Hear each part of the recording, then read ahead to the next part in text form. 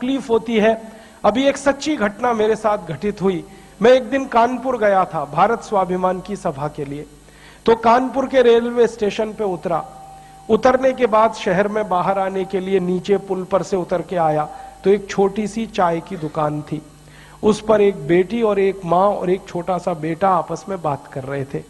वो क्या बात कर रहे थे? वो कह रहे थे, माँ हम गरीब क्यों हैं?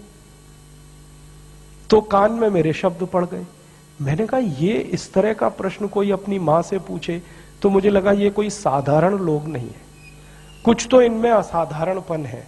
चल के पूछा जाए कौन लोग हैं, परिचय लिया जाए। तो मैं गया उस दुकान पे, मैंने पूछा आप लोग कौन हैं?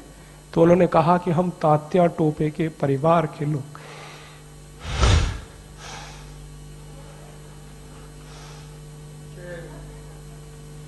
हमारे देश में तात्या टोपे के परिवार के लोगों को चाय बेचनी पड़ी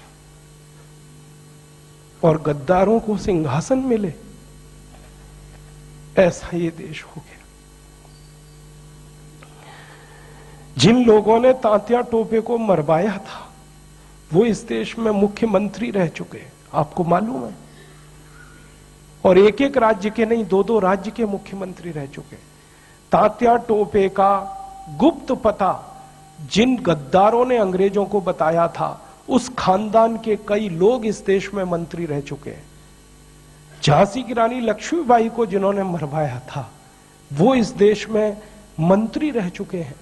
और तात्या टोपे जिन्होंने जवानी लगा दी देश के लिए, उनके परिवार के लोग चाय बेच रहे हैं। ये देश है और ये अब बर्दाश्त नहीं होता, और ये बर्दाश्त होना भी नहीं चाहिए किसी को। क्यों बर्दाश्त होना चाहिए? ऐसा देश तो हमने कल्पना कभी की नहीं थी। तात्या टोपे ने कभी कल्पना नहीं की थी कि ऐसा देश बनेगा। ये झांसी की रानी की कभी कल्पना नहीं थी, चंद्रशेखर की कल्पना नहीं थी। चंद्रशेखर जैसे क्रांतिवीर ने इस देश की क्या कल्पना की होगी। एक कहानी सुनाता हूं कि वो घर से भाग गए थे 13 साल की उम्र में। माता पिता बहुत गरीब थे, खाने को घर में नहीं था, घर छोड़कर भाग गए, बनारस आ गए, क्रांतिकारियों के संगठन में शामिल हो गए। और उसी संगठन ने थोड़े दिन के बाद काकोरी कांड किया था और खजाना लूटा था।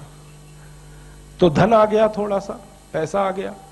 तो चंद्रशेखर को उनकी माँ और पिता का संदेश आया कि जो पैसा तुम्हारे पास आया है इसमें से कुछ हमें भी दे दो, हमारी गरीबी में काम आएगा। तो चंद्रशेखर अपने माता पिता के पास गए थे और एक ही उत्तर दिया था कि मेरी रिवॉल्वर में 2 गोलियां हैं, पैसे तो दे नहीं सकता, ये दोनों गोलियां दे सकता हूं।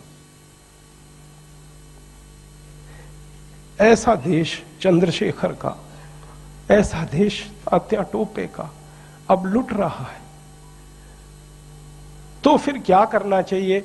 तो मुझे लगता है कि अब फिर कोई दूसरी बड़ी लड़ाई की तैयारी करनी चाहिए। एक लड़ाई उन्होंने लड़ी, तात्या टोपे ने, झांसी की रानी ने, चंद्रशेखर ने। अब दूसरी लड़ाई हमें लड़नी पड़ेगी, इसके बिना कोई रास्ता नहीं। और ये दूसरी लड़ाई का ही अभियान है जिसको हम भारत स्वाभिमान कहते हैं।